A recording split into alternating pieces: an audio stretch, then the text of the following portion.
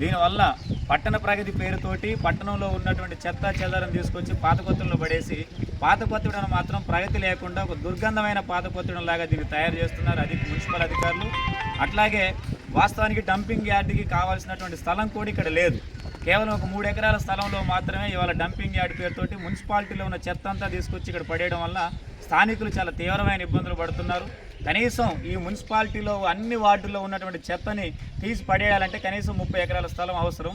కానీ మరి ప్రభుత్వ అధికారులు ఆ రకంగా దృష్టి పెట్టకుండా ఊరంతా చెత్త తీసుకొచ్చి పాత కొత్తలో పడేయడం వల్ల ఇక్కడ ప్రజలు చాలా తీవ్రమైన ఇబ్బందులు పడుతున్నారు. అందుకని చాలా అనారోగ్య సమస్యలు వస్తున్నాయి ఈ చెత్త చెదారం వల్ల. ఇవాళ వర్షాకాలం వచ్చింది. వర్షాకాలం రావడం వల్ల ఈ చెత్త అంతా కూడా వరదలో ఇళ్లలోకి వచ్చి కూడా ప్రజలు అనారోగ్యం పాలవుతున్నారు. దీనివల్ల ఇక్కడ ప్రజల ఆరోగ్య పరిస్థితి కూడా దెబ్బతినేటువంటి ప్రమాదం ఉంది. అట్లాగే ఇవాళ ప్రభుత్వం రామవరంలో ఉన్నటువంటి బయో మైనింగ్ సెంటర్ని అక్కడ ప్రారంభించారు. కాబట్టి ఈ చెత్త మొత్తాన్ని కూడా తీసుకెళ్ళి అక్కడికి వెళ్తే మొత్తం మున్సిపాలిటీకి దూరంగా ఉంటుంది. దీనివల్ల ప్రజలందరూ కూడా సురక్షితంగా ఉండేటువంటి అవకాశం ఉంది. ఇవాళ వైకుంఠ ధామానికి కూడా దారి మూసేసినటువంటి పరిస్థితి వాళ్ళ ఈ డంపింగ్ యార్డ్ వల్ల ఉంది. అందుకని మున్సిపల్ అధికారులు, మున్సిపల్ కమిషనర్ గారు తక్షణమే స్పందించి పాత కొత్తడలో ఉన్నటువంటి డంపింగ్ యార్డ్ని ఎత్తేయాలి. దీన్ని తీసి రామవరం 14 నెంబర్ బస్తీలో ఉన్నటువంటి బయోమైనింగ్ సెంటర్లో అక్కడ చెత్త వేయాల్సినటువంటి అవసరం కూడా ఉందని చెప్పి సిపిఎం పార్టీగా డిమాండ్ చేస్తున్నాం.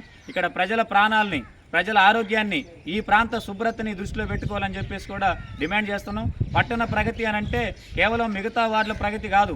పట్టణ ప్రగతిలో పాత కొత్తగూడెం కూడా భాగమే. పాత కొత్తగూడెంలో ఉన్న 2 వార్డులు కూడా పట్టణంలో భాగమే. కాబట్టి ఈ 2 వార్డుల ప్రగతి, ఈ 2 వార్డుల శుభ్రత, ఈ 2 వార్డులకు కూడా స్వచ్ఛ భారత్ని అప్లై చేయాలి. కాబట్టి ఈ 2 వార్డులు కూడా స్వచ్ఛంగా శుభ్రంగా ఉండాలంటే తక్షణం ఇక్కడ డంపింగ్ యార్డ్ తీసేయాల్సిన అవసరం ఉంది. వైకుంఠ ధామానికి దారి ఇవ్వాలి. అట్లాగే వైకుంఠ ధామానికి అడ్డంగా ఎలాంటి చెత్త వేయకుండా కూడా అధికారులు చర్యలు తీసుకోవాలి.